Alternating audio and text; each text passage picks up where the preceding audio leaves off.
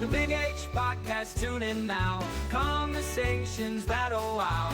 Laugh and learn, stay a while. Let's explore that Hilton style.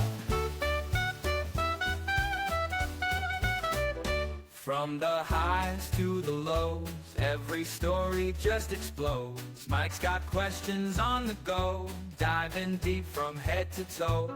Every week the guests align, sharing moments so divine. Stay with us, the pace is fine. Every episode you'll find. The Big H Podcast, tune in now. Conversations that'll wow. Laugh and learn, stay a while. Let's explore that Hilton style.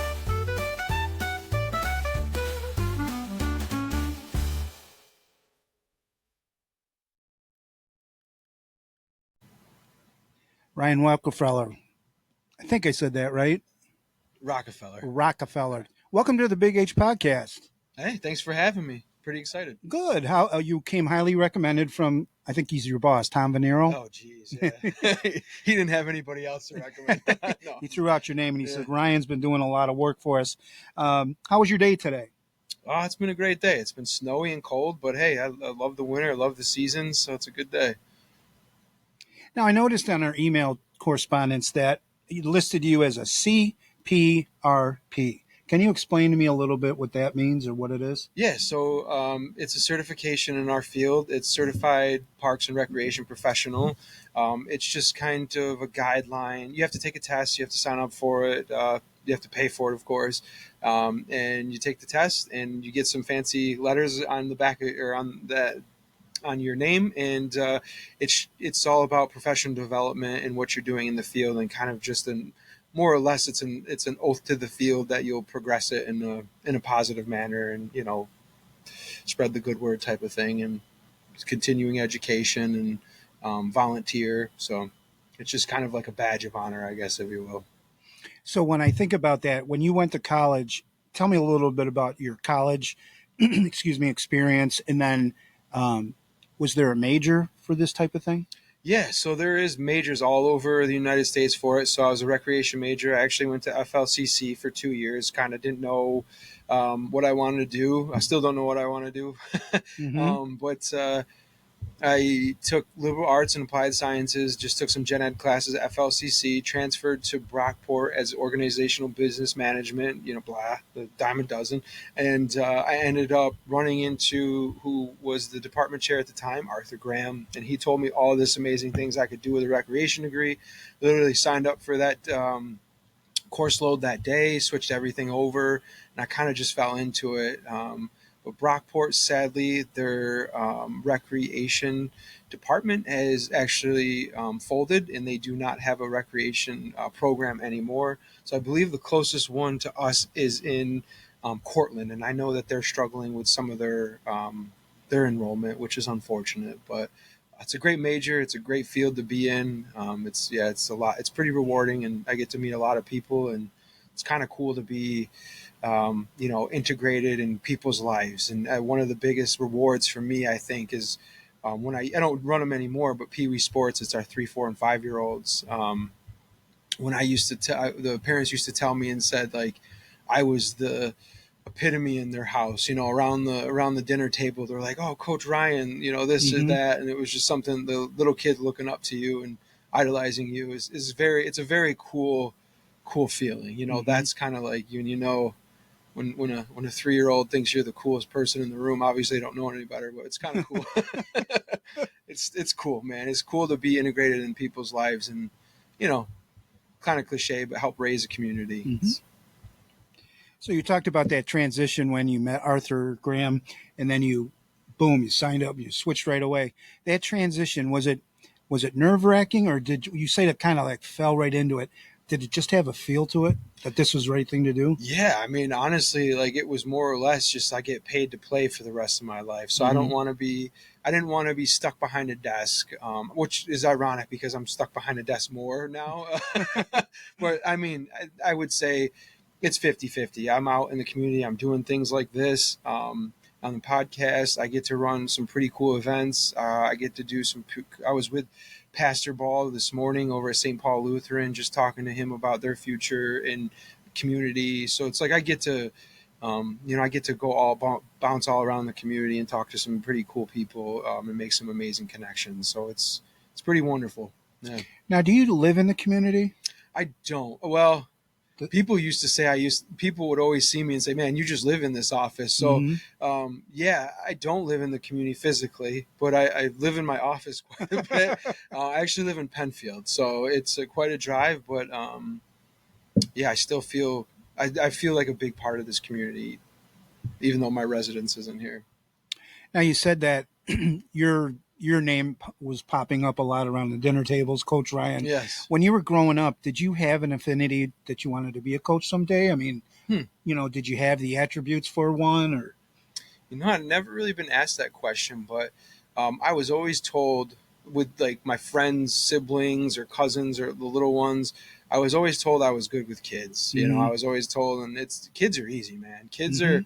I always say adults ruin everything because kids are just easy and simple, right. And they just they want to be best friends. So, they don't have.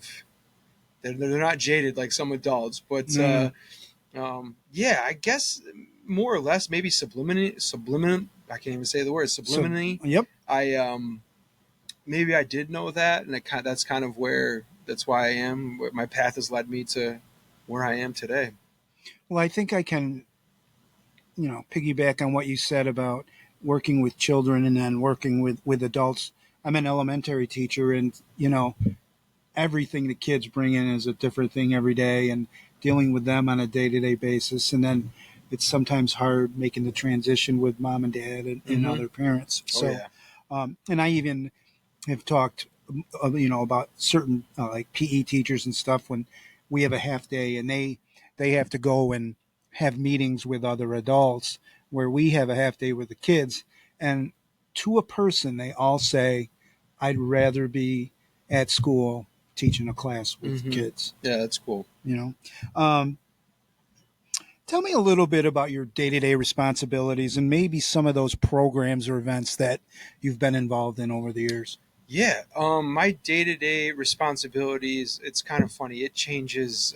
A colleague of mine in our office, she always says this office is a vortex, a time vortex, because literally I have a task at hand that I want to do, and I get all these little side quests that never actually get my real work done. But I would say my responsibilities have changed and transitioned over the years. I used to be integrated with the youth sports leagues. I was a league sports supervisor.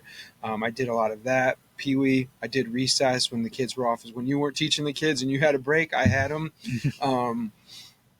I did some camps here and there, but I've transitioned to events coordinator. So I coordinate all of our events. I do most of our community engagement. So again, like I was saying earlier, I go out into the community, build relationships. I'm our sponsorship coordinator. So I go out and get a lot of our sponsorships. So our biggest event of the year is called Summer Smash. It's usually the fourth weekend in July. And we have fireworks every year, but it's completely a free event, and that's like how we want to keep it, because I know we have low income population here, and to me, I want to provide free or very, very affordable recreation opportunities for our community, and that event I always want to keep free. So we have to go out and get sponsorships. Plus, we want to keep it the quality that it's at. So we go out and get our headliner bands, and then. Actually, this summer, we got drones. So we did a drone show. And that was one of the first. I think the city did it pre-COVID, but I know we're one of the first in this area to do the drone show. So that was, it wasn't cheap whatsoever. So those types of things we have to subsidize and be obviously fiscally responsible with that. So that's a big part of my job: sponsorships, event coordinating, community relationships, and then just. Day to day, we wear a lot of hats. I can be someone's therapist one day. I can be a cook one day, or something like. We always wear a lot of different hats on any given day. How many years have you been employed at Hilton Palmer Rec? I'm working. This is my 11th year, so I've been here for over a decade. Does this community schools, this is starting to come up in where I work. Have you been introduced to the community schools model and anything where the schools now start reaching out in the community to bring those activities or events in? Have you done any of that? What do you mean? Well, community schools, it's like for children if they need to have uh, exercise and things like that, you could start bringing in some outside influences from the schools. Obviously, you don't. I'm just throwing that question out, but Mm-hmm. it's like brand pretty much new, and we do have a coordinator at school, and it might be something that the school district eventually will reach out Yeah, to Parma Rec. Uh, because you guys go on hand in hand with the school district. yeah. We have a great relationship with the Yeah, school. Yeah, yeah. go run with that question. Um, so we have a great relationship with the school.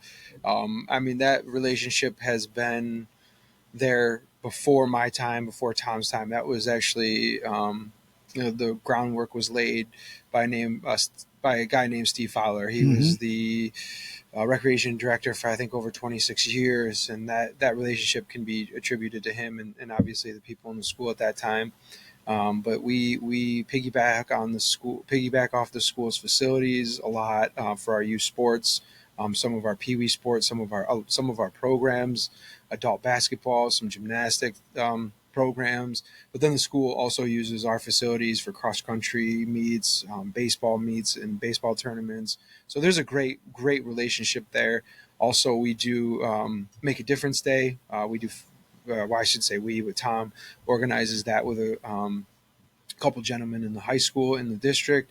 And then this year, we just partnered with the Sources of Strength group in the high school, which is an amazing group of individuals there. And we partnered with them to run our first ever Sources of Strength 5K.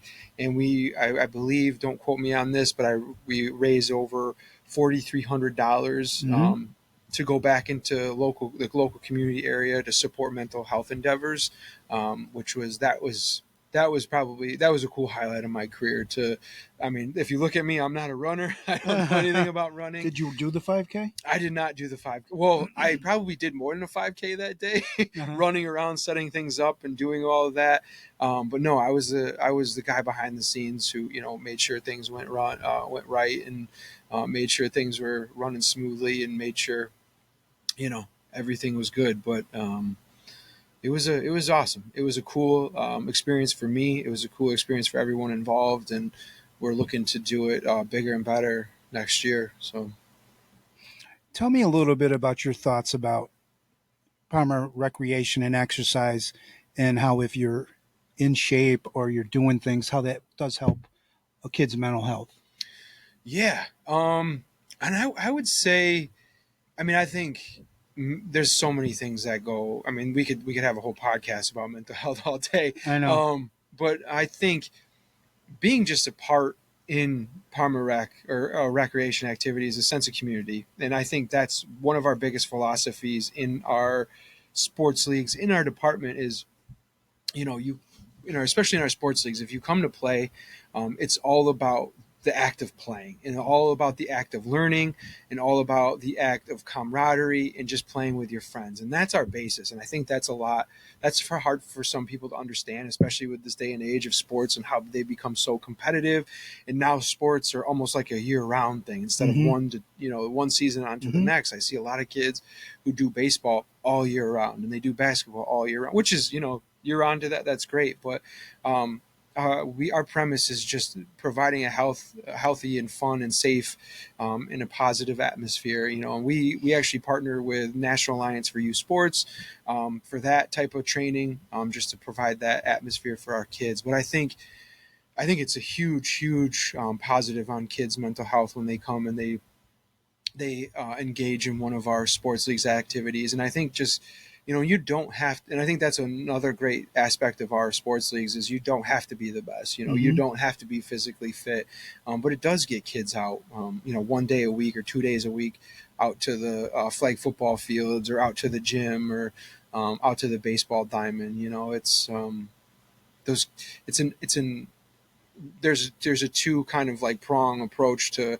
I was just having this conversation with someone today where our sports leagues are kind of almost, the start of someone's career. So Hmm. they're very affordable and subsidized, obviously, for taxpayer dollars. So our prices are very, very reasonable. So parents, a kid says, "Oh, I want to start playing basketball or baseball." Well, Hilton Palmer Rec's a good starting spot.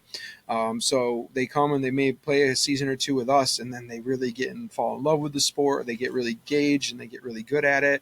So then they move up to maybe more competitive realm, more competitive stage, which is there's plenty of those around here in this area. Or on the other side, they're just, maybe not as they're not as like good, or motor skills aren't there. They're Hmm. just not physically, or they're not like athlete born, like a Right. natural athlete. So, but they love the sport. Sure. And again, I think that non-competitive side that we try to put into our mission and our vision, I think that people really are drawn to that. Like, I know I'm not really going to be pressured into this. I'm not going to be made fun of. It's almost like a safe place for sports, so, which we pride ourselves on. You're kind of leading me into this next question. Talk to me about just being on a team is something that Oh is very yeah. strong mentally for a Oh kid. yeah. I would say. I mean, for me personally, I learned a lot of things just from doing sports. And obviously, being a gracious loser, and you're not going to win everything, and Hmm. learning with adversity. And I like to think, I wouldn't call it failing, but like failing or losing is just adversity. Okay, I failed this time, or this didn't go my way. I'm going to change my tactics. I'm going to change I'm going to change what I'm going to differently, what I'm going to do next time to try to Hmm. achieve the goal that I want. So that's kind of how I look at it.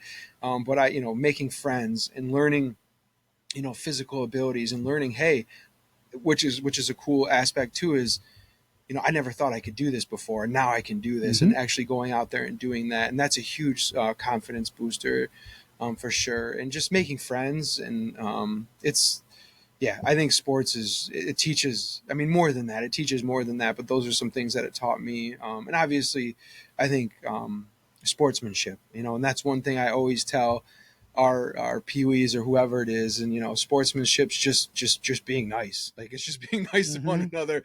And it's just easy. It's just an easy thing to do, because you don't know what the person next to you is going through. Sometimes you don't know what they've come up with or what's going on in home life. So it's kind of a little bit of escape for everybody for an hour or two out on the court or the baseball diamond. It's everybody can just be happy and get along, and it's a cool feeling to provide that. Now, did you grow up playing sports yourself? I did. So I played baseball. I played t-ball, baseball up until I was about like 14, and then I got into high school, and then I kind of dropped that, and then I went into football. So I played football 4 years, and then I played lacrosse for a couple years. I have two left feet, so I was not good at playing basketball, Uh but huh. so I did a lot of pickup basketball at the Y after school with my Yeah. with my buddies.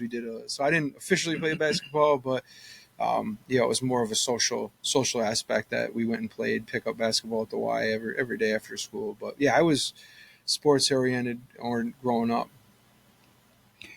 What are some more of the activities? I went on your Facebook page and they talked about Hilton Palmer Rec's Monster Mash, Trunk or Treat, Great Gobbler Giveaway, Game On and Sing On. Can you tell me a little bit about those Yeah. activities? So our Monster Mash was actually, so our Hilton Halloween celebration and Trunk or Treat actually morphed into our Monster Mash, Okay. because uh, and that's evolved. Our Halloween celebration has evolved into a Trunk or Treat. So we get about, I think this year we had about 28 cars, and they're all volunteers. We provide all the candy, and we have a ton of amazing sponsors who give out, hundreds or thousands of dollars worth of candy to us, so Hmm. we're able to give out to the kids. Nice. We have a DJ. We have a couple game activities there. We have a couple scavenger hunts. We have free donuts and cider. We have a free giveaway that we usually get at the event, up to 200 free giveaway things, and then we have a variety of other small activities integrated throughout the event. So Halloween, as you know, was not a very good. It was not a great Weather. Halloween. Well, the weather was awful, Hmm. so we actually had to switch all of that up So an outside event that's formatted outside to move it inside was a little bit of a challenge. But we made that happen. So that kind of morphed into our Monster Mash. So we had more of a Halloween party, and we had our volunteers come inside, and we gave them a space in the hallway. So their trunks, we would say, set up in the hallway, upstairs and downstairs, so the kids could still go trick or treating.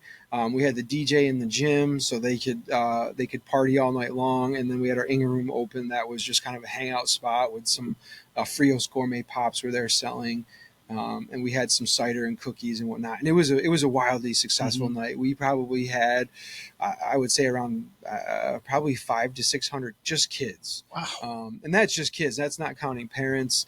And we stopped counting at one point because it was it's only a 2-hour event, so from 5 to 7, it was nonstop. It was nonstop, and I looked out every once in a while, and the line wrapped down our awning ramp there, and kind of like out down around the sidewalk around our building, and it was pouring rain. The wind was coming, man. So people were thanking us for saving Halloween. it was kind of cool, but never knew I had to save Halloween before. But we did that night, and last year was kind of ironic because it was completely opposite. It was like 75 degrees, sunny, and we had kind of the same turnout. We had hundreds and hundreds of people because it was just so beautiful. So just kind of funny how it can be just so different, opposite ends of the spectrum. But like I said, we have other events. We do our Summer Smash, which is at the July. It's the fourth weekend in July. Right now, our next event coming up is our Hilton holiday celebration on Main Street, which has become one of my favorites. That's one that, we've always had a Halloween celebration, and I've kind of made it more trendy. Not to toot my horn out. Now I'm sounding arrogant, but like, I've made it, that's my job, event coordinator, and make it more trendy and bring those along. And our Summer Smash, that's been there before me, but again, I've grown it to where it is, and brought the drones in, and the bands, and, the food trucks and all that. And then the Hilton holiday celebration, we've had a holiday celebration with Santa and all that, but this is 4 years ago. We actually closed down Main Street, and Main Street's closed from Henry Street all the way to the light where M&T Bank is. And it's really cool. It's a Hallmark movie. I wanted to call it Hilton Hallmark on Main Street, but obviously I have the trademark. I couldn't say that. But it's an amazing, that's just a really cool, very, very cool event. We have vendors that line the streets. We have Santa that comes out. We have wagon rides. There's a nativity scene out in front of Methodist. There's crafts. There's free giveaways. We have games and kid zones for the kids. And then the village Department of Public Works, they decorate the whole street, so it's just a very cool vibe and atmosphere. And then our Game On and Sing On, that is part of our inclusive series. So we did a Parma pizza party bingo a couple months ago, and that was just, we played bingo and had pizza with this population, and we're just trying to be more inclusive with the diverse population we have in this community. And that's something we're really trying to dive into. And that's kind of one of the things I'm able to do with hiring new staff and giving up, some of my duties, and being able to dive into these initiatives I've always wanted to take a part in. And that's kind of what where we're at right now, is providing those opportunities. So it's our Game On and Sing On night is just an easy board game night. So we're going to have board games, we're going to have pizza, we're going to have trivia, and karaoke all through the night. So Love it. And we partner with Stepo. So it's Monroe County BOCES 2, I believe it is. So they're a great partner. What night is the Game On and Sing On event? That's next Tuesday. So Tuesday the 18th. Okay. Now, this holiday celebration sounds like it's pretty involved. How long does it take that to coordinate and plan? Oh, I start planning in about June. So I start planning about in June. That's when we got to pick because we got to submit a permit to close the street down because it's a state road. So we have to submit that for the state for approval. All the so people don't think about this, but emergency services, like we got to notify police. We got to notify the fire district, because if the fire department needs to get through there, they have, they need a separate way to go around. But yeah, it's a, like I said, it's probably, I start planning about in June, and it's an encompassing event. I mean, with the vendors and just all the red tape that we have to follow, a good red tape, but it's, getting insurances and vendors and applications and chasing people down. And it's gotten a lot easier once you do an event once or twice. It gets a lot easier because it's kind of just like second nature. But it's funny you say that. I just started planning. Last month for our Summer Smash in July. So one thing I always say about this job is life moves so fast because you're planning for 9 months out, 9 months ahead of you. So I always tell when Memorial Day came around, I was like, guys, it's going to be Christmas before you know it. So that's how I feel. And I mean, Christmas is 2 months away almost. So it's just, it does fly. It flies because, time flies when you're having fun. Sounds like you're having a lot of fun. Yeah. Tell me a little bit about the Great Gobbler giveaway. So that actually was not our event. That was Andy Fowler and Jamie Atoma. They're running for mayor and the village trustees. Okay. So. What about your events that you have for our senior citizens? Are you involved in that, or is that somebody else? I am not involved, but Sherry Farrell, she does the senior events, which she's done an amazing job. We had a very, very low attended senior center, especially COVID hit hard. But after COVID, she brought it kind of back to life. And there's something every week. There's presenting with pizza, where somebody comes in and gives a speech, and she does. We've had people from the CIA, retired CIA people come. Yeah, really? Oh yeah. So she does. It's very intriguing and trendy, and usually it's a packed house. There's a movie Wednesdays, where seniors can just come in and just watch a movie with their friends. It doesn't have to be at home, so it gives them that kind of that time out at our senior center. Every month she does an evening meal where there's a meal, and actually this month is the Lions Club sponsors it, so it's a free meal. It's a Thanksgiving meal for our seniors. That one's a very popular one. But once a month it's dinner and some entertainment, so it might be someone coming in and giving a little spiel on something, or a presenter, or it might be a dancer, or it might be usually it's kind of a singer who comes in, or a group, and does some music. And so, and then there's trips that she does. There's trips every couple months. They just went to, I think, Batavia Downs, a casino. There's another one coming up where they're going to Syracuse and doing like salt potatoes. Something about salt potato. I can't remember exactly, but there's just something. There's lunch and bingo every Tuesday, and it's a hustle and bustle. It's hustle and bustle in our senior center. It's packed. Sounds like another guest for my podcast. Yep. How do you make and maintain relationships with the school district and community? Very carefully. I think making relationships is very easy because of who we are and being a pillar of the community, Hilton Palmer Rec. So a lot of people reach out to us. Like I was saying, the Sources of Strength group, it was a senior student last year who reached out and said, hey, we're looking to do this. How can you help? And that's kind of how it started, and it snowballed from there. So we do a lot of good work with the school, and there's a lot of great.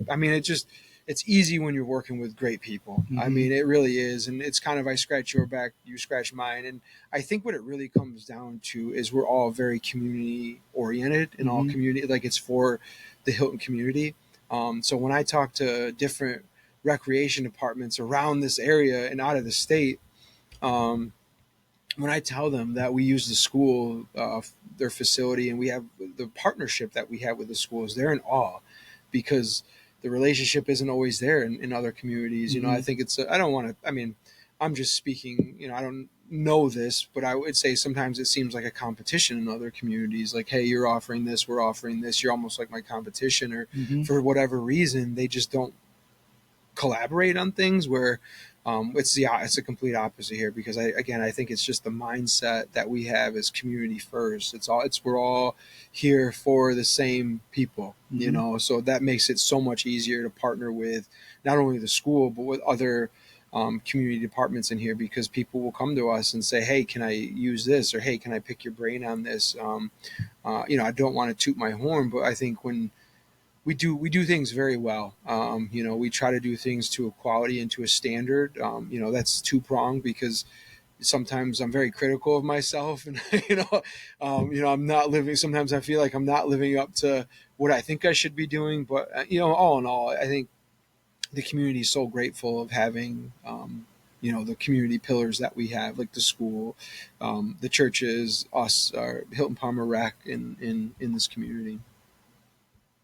Well, you made a statement. We do things well, and you're not tooting my own horn. But I also read on a Facebook page that you received a Distinguished Service Award in April. Tell me a little bit about that. Yeah, I did. Yeah. So you you got me bashful. Yeah. So I mean, like I said, I don't do this job to get awards. Right. That's not what the recreation profession's about. But yeah, so I think Tom nominated me for a Distinguished Service Award, and it's just a commitment to the like I say, it kind of ties back into the CPRP certification. It's just a commitment to the recreation professional as a whole, and the years of service that I've given to that. Not only that, but to the community I work in as well. So we have a local society. It's called Genesee Valley Parks and Recreation Society, and it's just a professional network that we rely heavily on. We do a lot of professional development with that. We have our own conference. There's sessions that we have throughout the year where we get to meet with professionals and maybe take a tour of something or whatever it might be and learn a little bit. We bring that back to the community and just enhance our service to the community and the quality of service that we give. And so then there's the state. There's New York State Parks and Recreation Society, which actually there's a conference I'm going to tomorrow till Thursday too, and that's just on a bigger scale. That's throughout the state, and then there's actually National Parks and Recreation Association, which is the whole the United States, and they have a conference every year. And it's just, again, it's all about volunteerism and giving back, and providing mentorship to those coming up in the field. And the recreation profession's a great community. We're very tight knit, and we're always willing. We're all very like minded. All about giving back to our community and helping each other out and sharing ideas. Well, congratulations, anyways. If you made you a little bashful. Yeah, I kind of just steered away from that. Well, thank you. You're welcome. Tell me a little bit about your education in high school. I already kind of know a little bit about college, but where'd you go to high school and I went hobbies to and stuff like that? Yeah. I went to Mid-Lakes High School. It's out in Phelps Clifton area. Go Eagles. But yeah, it's a very rural area. It's kind of like a small town, like the Hilton Parma area. A lot of farming, very, very similar. Like I said, very similar community, very close knit. But yeah, that's where I grew up. It was a great area to grow up. I love going back. My family still lives there. My parents still live there. But my hobbies growing up, I'm an outdoors person. Yeah. I love being outdoor, and I think that's kind of my upbringing. Is I love camping. We go to the Adirondacks a couple times a year. And I just have so I was telling you earlier, we had kind of a theme in our family. I have a dog. I have a golden doodle named Hadley. And that's named after a mountain in the Adirondacks. And then we just had a son. He's 4 months old, and his name is Daxton, and we call him Dax for short for the play on Adirondack. So so I've been going up to the Adirondacks since I was a kid. I remember taking those vacations up to Old Forge and Enchanted Water Safari, doing that. But yeah, I just love backwoods camping, primitive camping. We kind of go. I haven't done it in a while, but we used to take a group of guys and just go out for a couple of days in the middle of nowhere and canoe, and you wouldn't see anybody for days. And love that. love fishing. I got that from my father. That's something I love doing with him and some friends, just going out fishing for the day. Traveling, I love to travel with my wife, and like I told you earlier, we just got back. Was it 2 weeks ago from Great Smoky National Park? Mm-hmm. Well, it was a little over 3 months then. But we've gone to Acadia National Park. We've been out west to like Yellowstone, and Canyonlands, and Arches, and Mesa Verde. I could just go on, and Uh-huh. the Great Sand Dunes. We've been to so many national parks, and that's kind of I think that came from my background.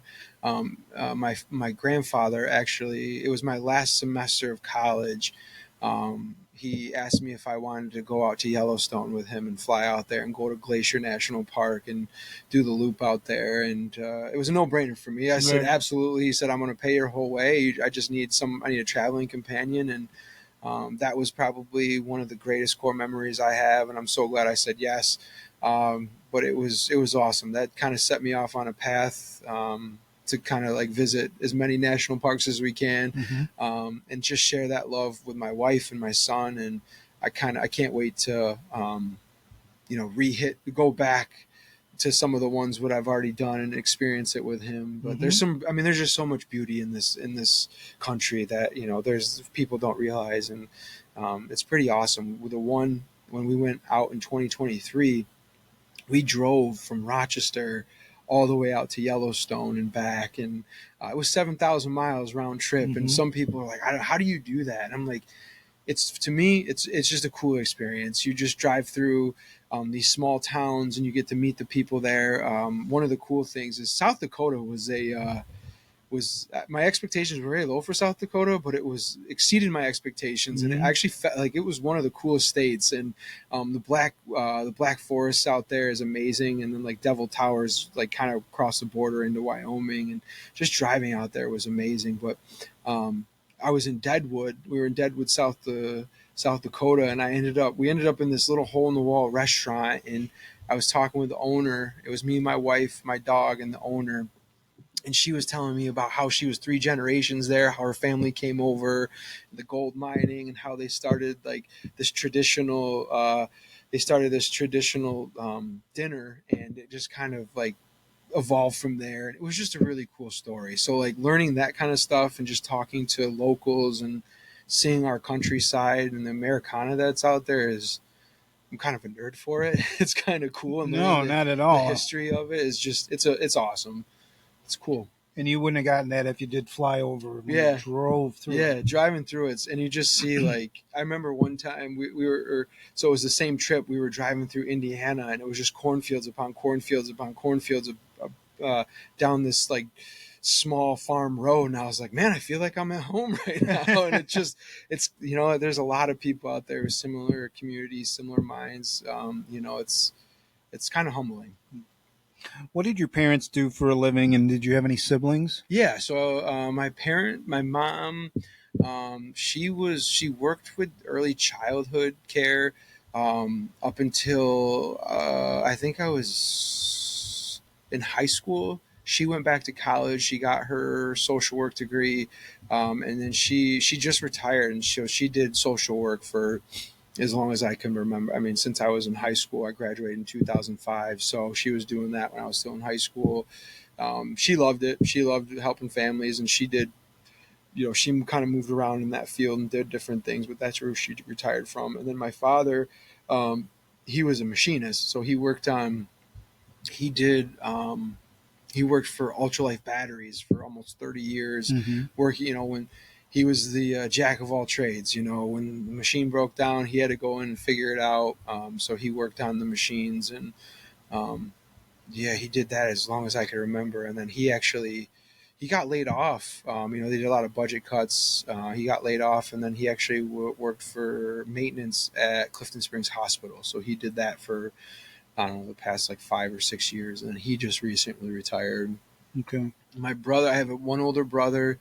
Um, he lives in Saratoga with my sister in law and their two kids. He works for the VA, so he's experiencing feeling the pressure right now with the climate and the federal government and the shutdown. And my sister-in-law, she actually works for the federal government too. She works in the VA. Don't ask me what they do. I don't. I always try to think figure the it out. government's going to get reopened again. So Yes, yes, I heard. Yeah. they're both government workers. Yep. But yeah, they have two great kids, and I always love seeing them. So Do you see them often, or? I would like to see it. I see them a couple times a year. We try to they make some trips out here in the summer and the spring, and we make a couple trips out to them. But it having a family and whatnot, I would like to see them more often. But yeah, I would say half a dozen or more times a year we see them. Is your brother like you and an outdoors person and stuff like that? He is. Yes, he is an outdoors person. He loves doing the same thing. He goes camping with his kids. I know they do some hiking. And who's the better fisherman, you or him? Me. Me. He'll probably tell you the same thing. Now, when you go fishing, is it you go for a particular type of fish? Rainbow trout, salmon. What type of fishing do you do, or is it all kinds? So yes and no. I mean, I used to be with my father, we used to go trout fishing every summer. We used to do down rigging in Seneca Lake and Canandaigua, and so we used to go trout fishing all back in the day. And then out in my parents actually live on the Canandaigua outlet in Phelps, so there's a lot of trout. They stock it with trout back there. So I do some trout fishing. I do trout fishing in early April, May, back there, but all in all, I think it's more of a sport. I think it's just for me. I'm depending on, if I'm fishing with my father, we usually do some catching, and we flay them and cook it up because he cooks a mean fish fillet, man. He just good. But for me, it's more of just kind of getting out there, enjoying nature and just the sport of it, and catching and releasing, and just having the patience to sit there all day and try to catch something. But there's nothing like it when you get a hit or something and you get one on and just reeling it in. It's just, I don't know, it's soothing. But growing up, we fished the Finger Lakes, Cuco Lake and Seneca Lake and Canisius. But yeah, I mean, I love fishing for bass, smallmouth, largemouth. Those are usually give a good fight. Okay. Tell me a little bit about your wife and your son. Yeah, so my wife, she is, God bless her heart, she's got to put up with me. But I would say she definitely turned me around. We met in college. We met in Brockport, and I had my sights set on her. And I don't know what she saw in me because she was a dime piece. She was 10. She was a 10, and I don't know how I caught that. But she straightened me out for sure. She put me on the straight and narrow. And I mean, she's strong-willed for sure. She is very organized. She's the planner. So when she plans the trips, she's usually like, she's got like 5 different things. She's like, oh, when we're here, do you want to do this, this, and this? I'm like, it sounds great. And then when we get there, I'm like, oh, this is cool. And she's like, yeah, we talked about this. I was like, oh, sure. Yeah. Okay. But yeah, she's awesome. She's great. We have a great relationship, and she, like I said, she's the organizer. She kind of keeps everything. She's the glue. She keeps everything together, and she keeps me organized. And we just had a newborn. He was born in July 18th, and like I said before, it's pretty awesome. It's a pretty cool, nerve-wracking experience to have a newborn. When we first had him, it was, oh crap, what did we do? What did I do? I never thought, even though where I work is working with kids, and people always tell me I'm good with kids, people would always ask me, are you going to have one? Are you going to have one? I always told them no, because I can give these ones back. I don't have to keep these ones. Right. So I never thought I was going to have a kid, and we talked about it, and I think just getting old, I'm only 38, but like getting older, and just looking towards the future and seeing all of our friends and our siblings having kids, it just felt like something was missing. So we said, you know what, let's try. And Daxton was born July 18th, and like it's been the most amazing experience I've had. And I just like every day is awesome. It's just he's my little guy, man. He's my little buddy, and when he gives me that gummy smile, Yeah. when I see him, or he gets really excited and he flails all over the place, and he's doing some pterodactyl cries now. He's learning his voice, so he's screaming all the time. It's a little cool, even though he's been around for only 4 months. It seems like those little milestones that he's hitting. Those are really cool. So I can't, like I said before, I can't wait to teach him like the sports and all the things, and fishing and golfing and camping. I don't want to rush things by Right. any means, but like, that's something I'm looking forward to, and taking him to, we just took him to his first national park. Well, I can't wait to, and then his second one, Shenandoah. So he's been to 2 so far, and I can't wait to, take him to the places we've already fell in love with, and share that experience with him as a family, and do it as a family. It was a different experience, very different experience, taking a 3-month-old to the national park. It's very different, but very, very cool experience. And I remember when we had our child, we didn't want to give up our lifestyle, because we just love even like small day trips, like going to Letchworth or down to the Finger Lakes, if it's like Hammondsport or Ithaca or Watkins Glen or wherever. We take a lot of day trips. We said we're going to kind of keep that similar lifestyle. Mm-hmm. And I remember when we told people we were going to take them to Smoky Mountains, people were like, "Good luck." Like, "Good luck. We'll see that." And it's kind of cool to actually do it and say, "Look, we actually going to say what we mean." And it's been a great experience. It's family's everything. I have a pretty close family. She's close with her family, so. Now I'm looking forward to the holidays. I'm really, really excited about the holidays. This will be your first year with the little guy. It was his first. It's his first snow. It's his first snow today. So like, he makes me work late for work a lot, which is great. And I have a great boss who understands that. Didn't he recently have a? He did. He had his third. He had his third child. I was like, man, now you're playing zone defense. You went from man to zone. So it was kind of funny. Like, my perspective is everything. And I was getting up early in the morning to go to work, because when I went to work, my wife and my child were still sleeping, so I'd try to go in earlier so I'd get home, so I could spend a little more time, because I felt bad because I was only seeing, that's the struggle. There's some parents struggle. I'm sure parents all have the same struggle, but only to spend 2 hours with him that's tough, Right. in the rat race and everything. So I tried to get a little more time with him, and now with the time change, he's actually been getting up earlier. Mm-hmm. So I get to get him up, and I get to see him in the morning. I get to feed him. So, and today I took him out for his first snow, which was really cool. So like, like I said, he's only been around for 4 months, so I'm already getting nostalgic about it. And, it's cool. Wait till he starts walking. Yeah. He's gonna be all over the place, but it's really, really, really cool experience, and it's a very large, as you know, it's a very large learning curve, Mm-hmm. and just kind of feeling it out. But yeah. And what does your wife do for a career? She is a high school math teacher. Gotcha. Did you have a mentor who influenced your approach to recreation? Yeah, I would say I'd had a couple mentors. So there was some people in college who I think set me on the right path. Arthur Graham, who passed away. There was Linda.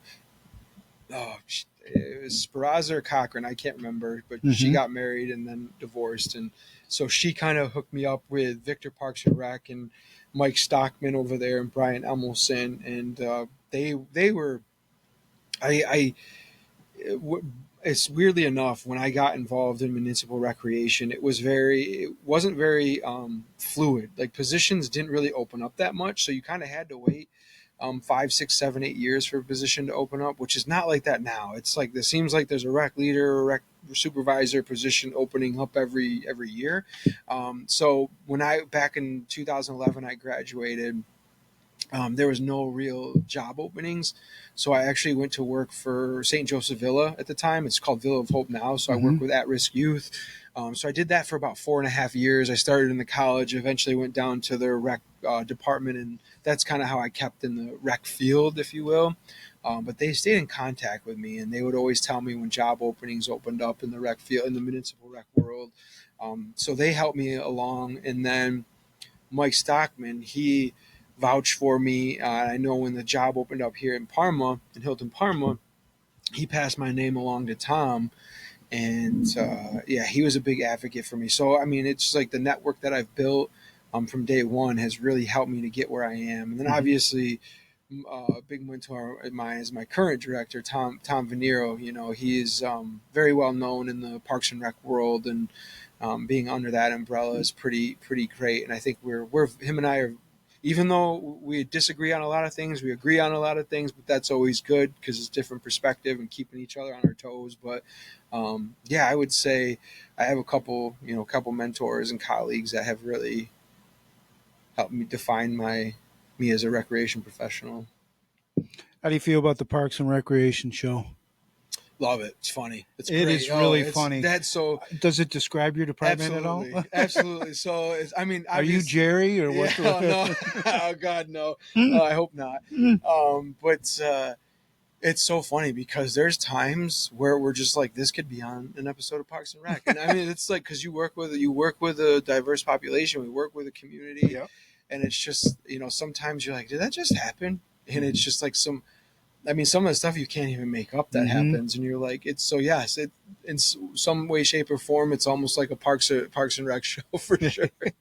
Well, Yeah. it helped our family get through COVID. We watched it Yes, all the time. yes, I have to go back and rewatch it. It was yeah, it's a great show. You kind of already insinuated on it, but what's the philosophy behind your department? I The I mean, philosophy, I would say the main part is just be inviting and providing recreational opportunities for everyone in our community. I mean, that's kind of our main goal. And then and then our next one is customer service. We are customer service based. We want to try to provide opportunities at the best quality, or the highest quality that we can. So we take pride in what we do, and we tell that to all of our employees, our full-time employees, our part-time employees, is we just want to provide the best opportunity and service we can. hmm Kind of what I alluded to earlier is just you don't know how big of an impact or role that you can have on someone's life. You don't know when you're doing. I mean, you just don't know. I was talking with someone today about how through, I think it was right before COVID, one of the programs that they signed their son up for was just, they said that was awesome, and I didn't know that. I didn't know hmm that, and that was 5 years ago, and it's hmm like it was unbeknownst to me until now, and the father was telling me, and it made me feel good. It's hmm just, you just don't, I say this to our employees all the time, is you just don't know what people are going through. You have no idea. They could be going through the toughest time in their life. They could be dealing with a death or a health condition or prognosis that they just got, or anything, and it's just like, they come to us to, for whatever reason. It might be to get away for life for a little bit, whether it's an event or a program, or they want a sense of community. And we really don't know the effect we have on people. We just, and a lot of those will go unnoticed by us. So like hmm those cool ones when parents come and say, "Oh man, our son loves you, Coach Ryan," this and that. Those make you feel good, and those kind of keeps you going. It definitely recharges you, because sometimes it can be tough. As working with hmm the civil service and human services. Um, it can be draining, but it's also very rewarding at the same time. I really like that first thing you said. Be inviting. That's good. 'Cause people need to feel Hmm. affirmed and Oh welcome. yeah. Give me an example of a program that significantly increased community participation in the secret, maybe that you saw to its success. Um, I would say we do a lot of our programs and events. They are successful on so many different levels, but I would say the most recent one for me, because it's just so. I mean, it kind of didn't know I could do it. It was kind of one of those things we talked about earlier. The whole reason about it being a team, you could accomplish something you didn't know that you could. Was our sources of strength 5K? That's Mm-hmm. something I never thought in my life I'd be running a five. I would be hosting a 5K or be co-hosting that, and that was really cool. That was awesome, and I think that really kind of boosted my confidence selfishly, I guess. Mm-hmm. But it's something I didn't know that the community needed, and so many people reached out during it and said, "How can we help?" And afterwards, it was like, "This was amazing." There's so many people out there who suffer in silence. I went through a rough. I think we all kind of do. We Mm-hmm. go through a rough patch, and it really kind of helped and healed me. And then I think just the success of it is honestly the community. There was so many people um, willing and wanting to help out and saying Mm-hmm. this is for a great cause, and a lot of it was student driven, which was really cool. There was a couple high school students that I said it earlier who kind of reached out to me and said, "How do we make this happen?" And I was like, "This is something we got to get behind and do." So yeah, I think the success was it was the success main success behind it. I think it was just the Hilton community. I mean, there were so many people who rallied behind it and that were so supportive of it and just gave money and sponsored and wanted to volunteer, wanted to run, and then afterwards even now I have people. I was just talking to someone at the Halloween event who was a runner in the 5K and helped with the 5K, and they were talking to me how awesome it was, and that was back in May. So, Mm-hmm. yeah, that one was special to me because again, I just something I never thought I would be doing, and it was just like wow, it was really, really, really something. Kind of a follow up. How do you identify the needs and interests of the community when you're planning those new activities and events? I mean, this one, you kind of said like some of these kids came to you. Mhm.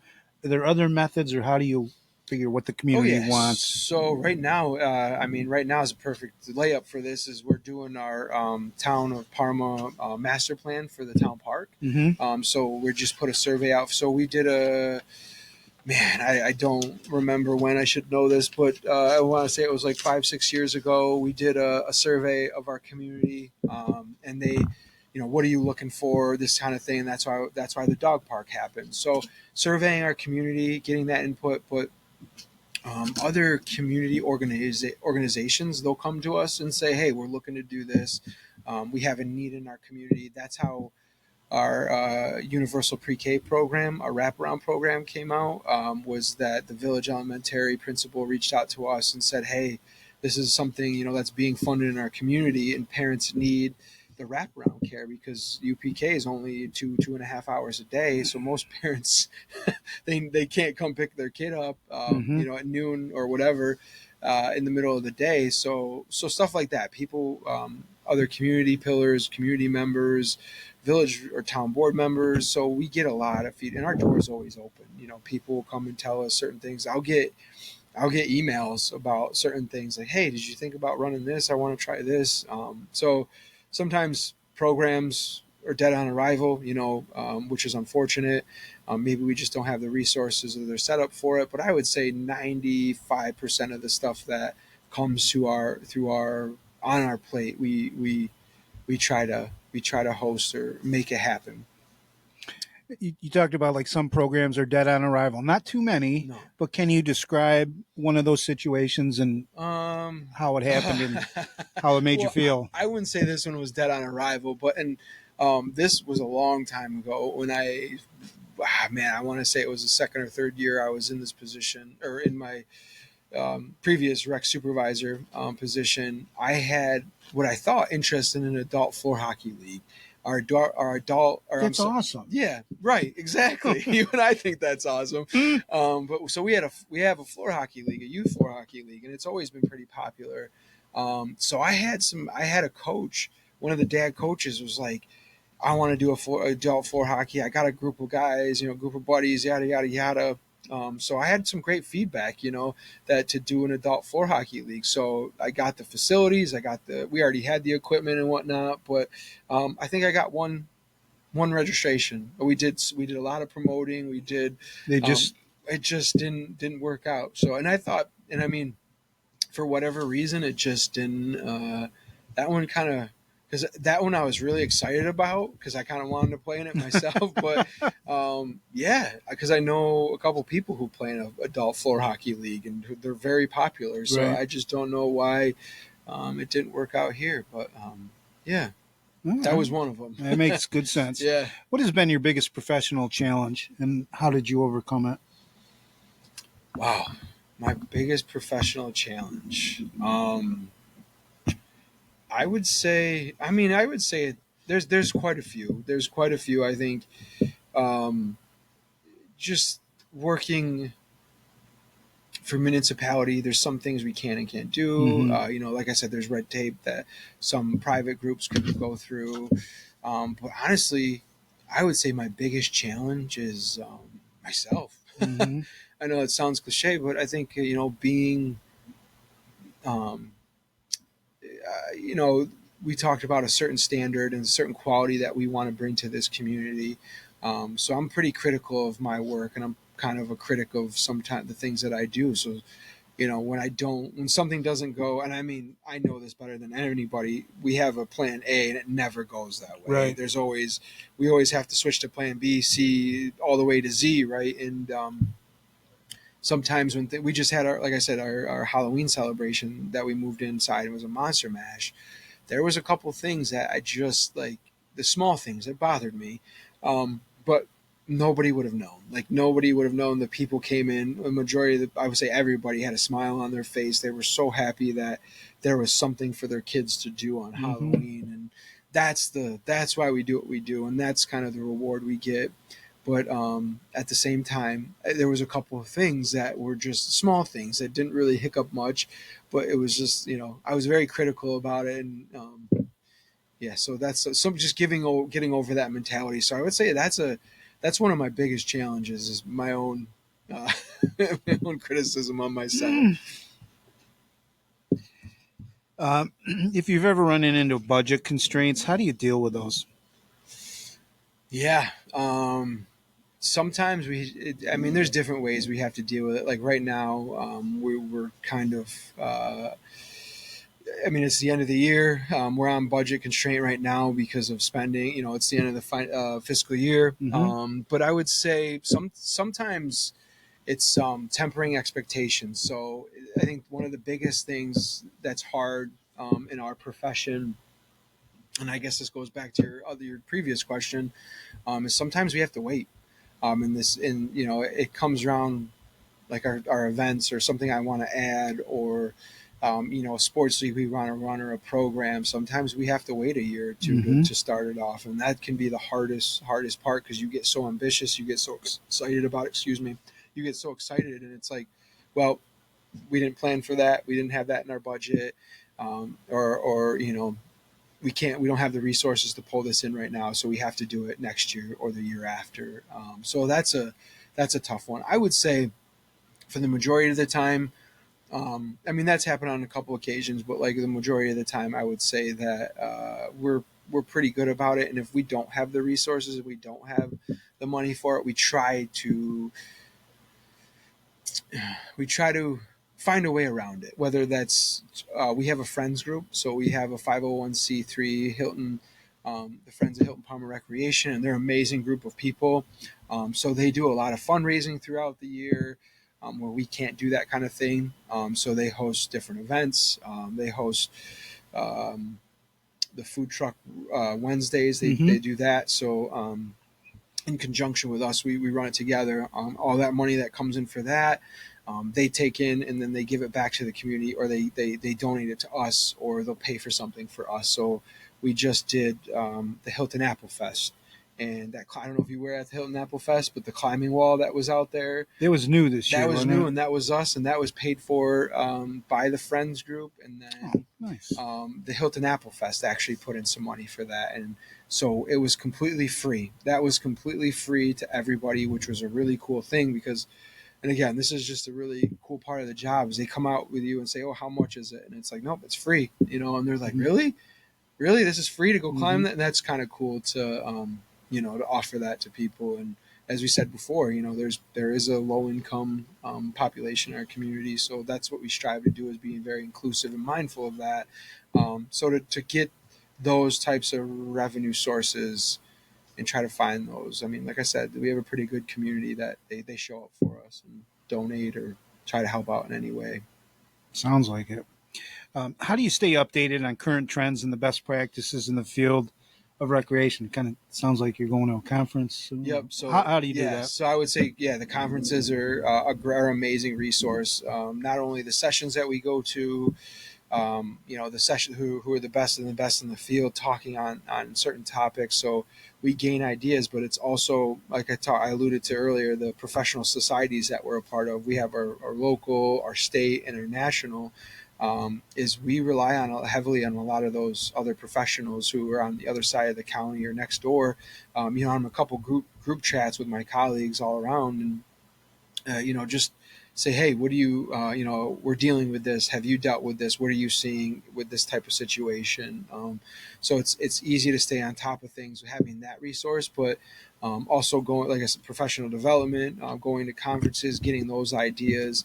And then I think just, I like sometimes just I know this sounds counterintuitive, but sometimes just doom scrolling on social media, Yeah. you get some great ideas. Like I stalk other recreation departments around the United States. Like I'll Yeah. just see what they're doing, and I've stolen some great ideas from other departments. And like, Can you give me an example of? so yeah, we had a couple. So one that I really love is our Pick'em playoffs. Or I call it Parma Pick'em playoffs. I stole it from a recreation department, and I think in Indiana. Mm-hmm. And I put a little twist on it. It's completely free, so it's just prop bets for the playoffs and the Super Bowl. Mm-hmm. So completely free. So I think we usually have around 200 people who play on it every year, and there's three winners. There's three winners, and we give them each a $20 gift card to somewhere a local restaurant. It's usually Pets or Craglio's or the pharmacy or the coffee corner.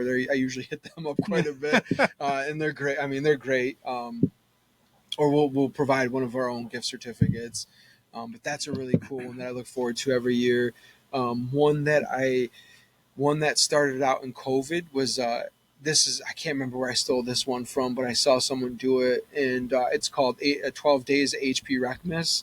So we do 12 days of just like the elves, Buddy and Jovi. They come out and they help us plan for our holiday on Main Street. So Nice. sometimes we theme them and we do some.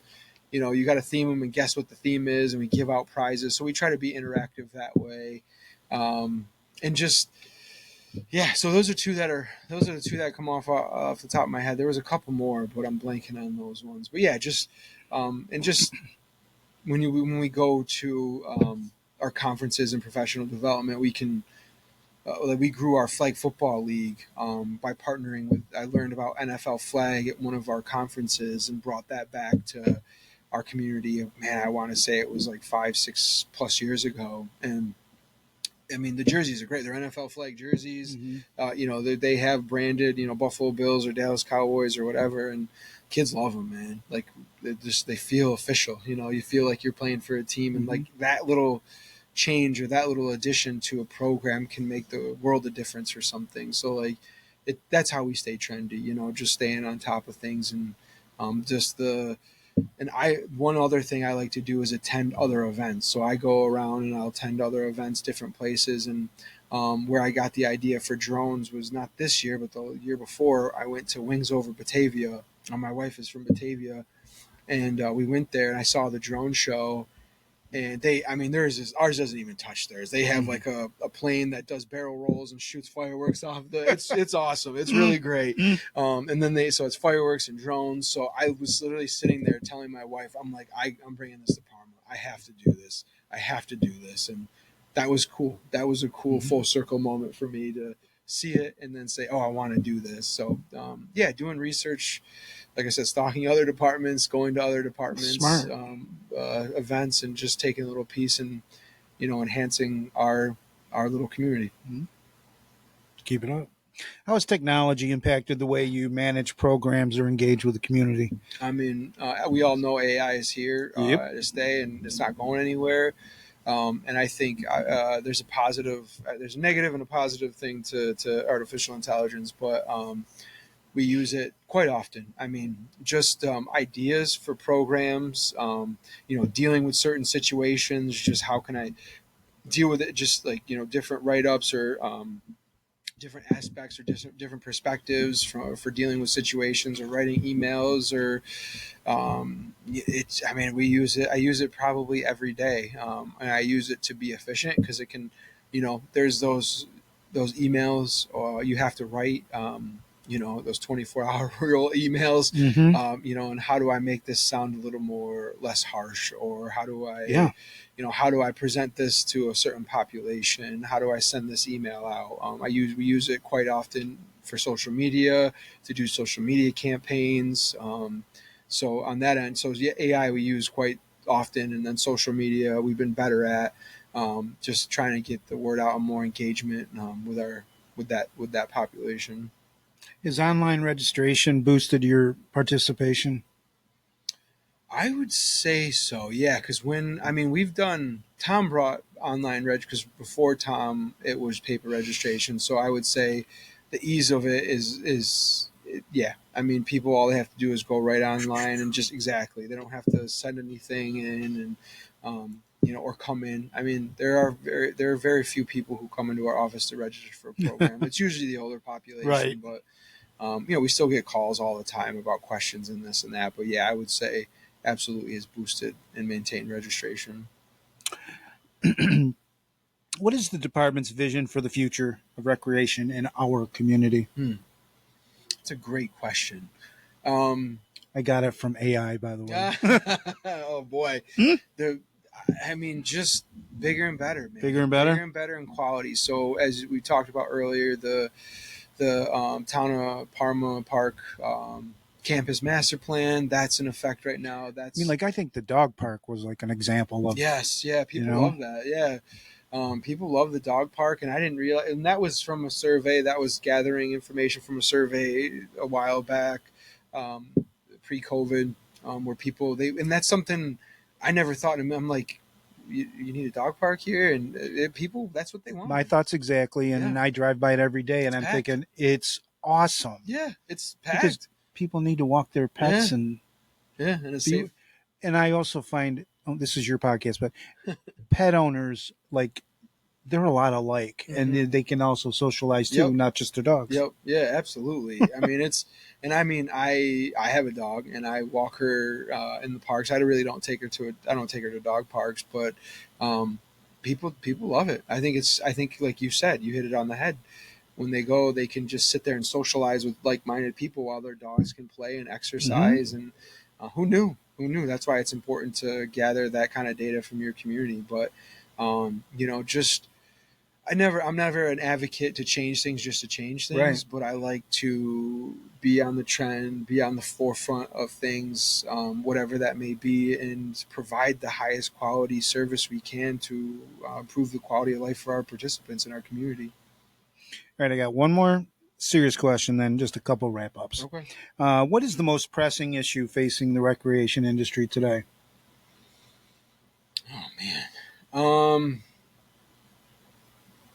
Most pressure, I would say Pressing issue, like, pressing. yeah. Um, Do One you, that comes to mind right now is uh, people knowing we're a profession. right. I think Keep, well, I keep going. I know, I think I know where you're going with I this. think people don't realize that and when I talk to people, they're just like, oh, summer camp or playground. And it's like, no, and people, I mean, believe it or not, there's a lot of people who in this community who I'll talk to, and they're like, I've never heard of you. Or I'll tell them to come out to our summer smash, or I'll come over to an event. And they live here in this Mm-hmm. community and they have no idea what I'm talking about. So I think just marketing, advertising, for which we do a very good job, but I think just what I'm seeing right now in Brockport with their program dissolving in Yep. Cortland, and That's exactly what I thought their too. program, it's the next generation coming up, which is very very frightening because I'm an alum of Brockport's program, which is no longer, and we used to have amazing relationships. I used to go there, and I used to guest lecture there all the time. And we actually used to have a Western New York recreation conference that we would host at Brockport and have the students be involved. So that's no longer, and we used to. That's where a lot of our pool would come from for interns and future recreation employees, and that's no longer there. But with civil service, they've years, I want to say a while back, our professional society, GVRPS, met with local civil service employees, and they actually kind of broadened the horizon for requirements now. So it used to be you had to have you had to have a recreation degree from a accredited college, which is very narrow and niche. But now they opened it up to like sports management majors. So we have an individual who we hired it was about 2 years ago. He's a sports management major from St. John Fisher. So we wouldn't have been able to hire him 10 years ago. Mm-hmm. And we also can hire PE majors. So the civil service is moving with the times. I mean, there's still civil service, civil service, but yeah, that's the ways they're kind of combating that. So trying to break into those other fields, if you will, and letting them know, hey, we're here, we're a profession. So I would say that's probably the biggest thing. And then obviously like funding and advocacy and knowing, and that I would say that's on a broader scope and bigger scope too. But here in our community, in our little niche or neck of the world, that would be my biggest concern. I mean, our society is too sedentary. We need to keep people moving, and recreation is a great thing. It really, you can only buy so much Ozempic. Yeah. All right, a couple things to end up with. What's one thing you can't live without in your job? Oh man, I would say there's a couple things. So number one is the flexibility that I have. I mean, the flexibility that I have right now, and that comes from the top. That comes from our director down. And like I told you earlier, is my wife. We went away to a week away for our first family, quote unquote, family vacation to Great Smoky Mountains. The next day I came back, my wife injured herself, and she pulled her back and she could barely move. And we have a 3.5-month-old, and our quote unquote support system was all occupied and literally couldn't come and physically help us. So it was just me and her, and she literally couldn't lift anything. So having the flexibility to stay home and work from home for that week, it was huge. And having a newborn son, and like I said, not coming to work late. I mean, I'm coming, 20 minutes late. Like that's just not being a clock puncher, clock watcher. That's huge. Especially being a new father. I mean, I think time has become my biggest, not resource, but it's just become my primary goal is time, because I can never get that back. So I want to enjoy the small things with my newborn and just enjoy those, whether it's just getting him up in the morning, feeding him, and spending that time with him, because I'll never get it back. So I would say the flexibility. I mean, and that in turn makes me love what I do. It does. I don't hold a grudge against that, where it's like, well, you have to be here at a certain time. I appreciate that, and I think so. I would say that's the biggest thing that I can't live without in my profession, in what I do here. But I would also say another big thing, now that I'm talking about it, is the professional development. We are able to go to conferences and local and state and national conferences, and just, I mean, and that's how we are on the cutting edge of things in the small town. I mean, we can compare to some of the bigger programs across the county, across the state.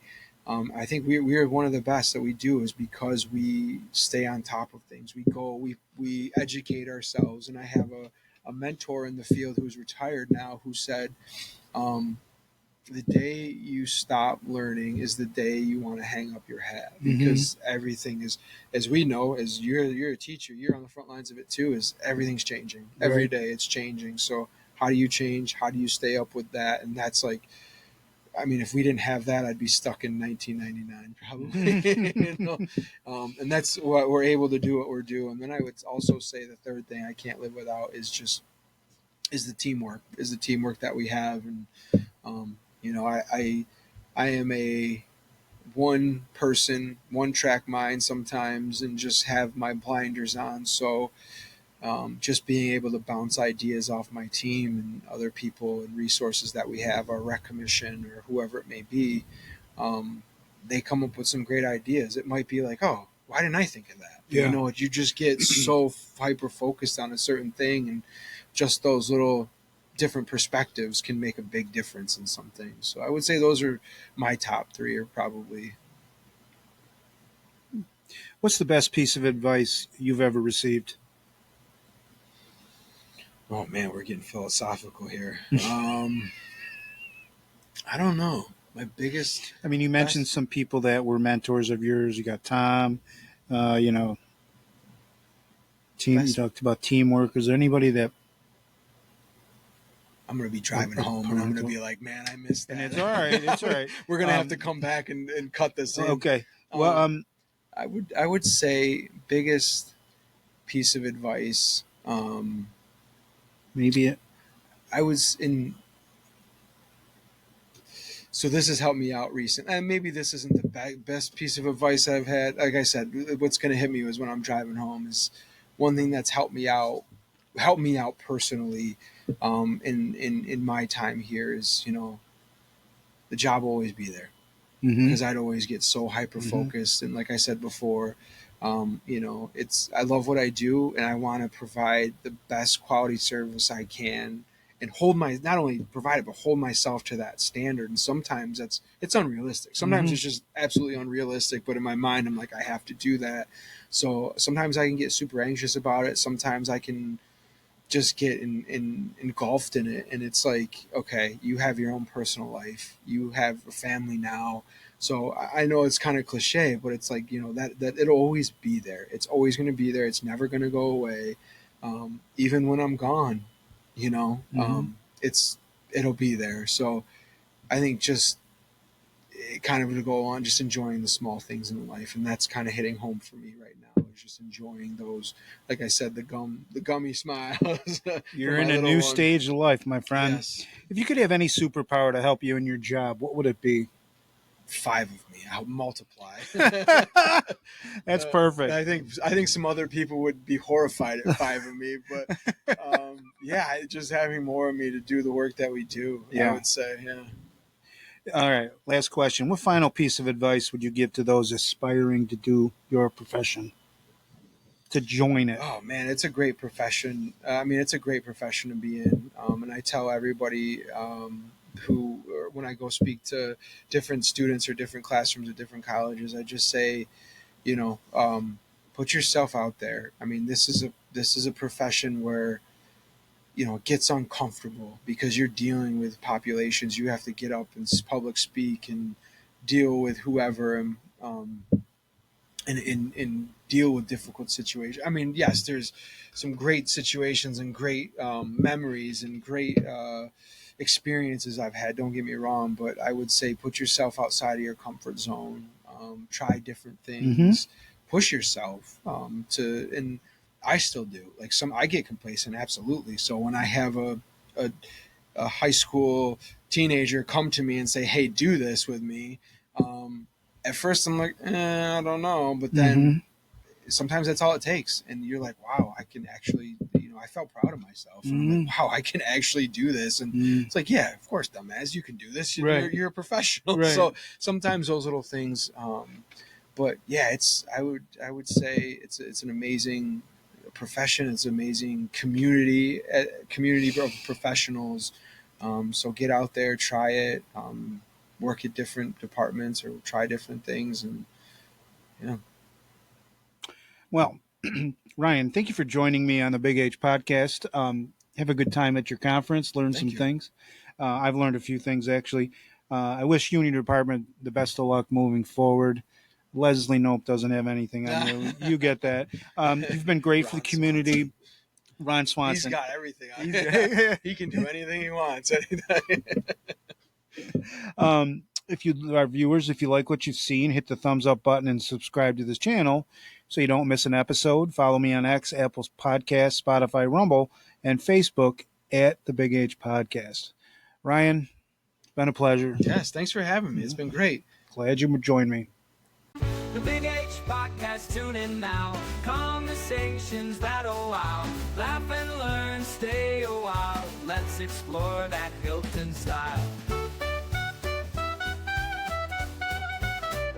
From the highs to the lows, every story just explodes. Mike's got questions on the go, diving deep from head to toe.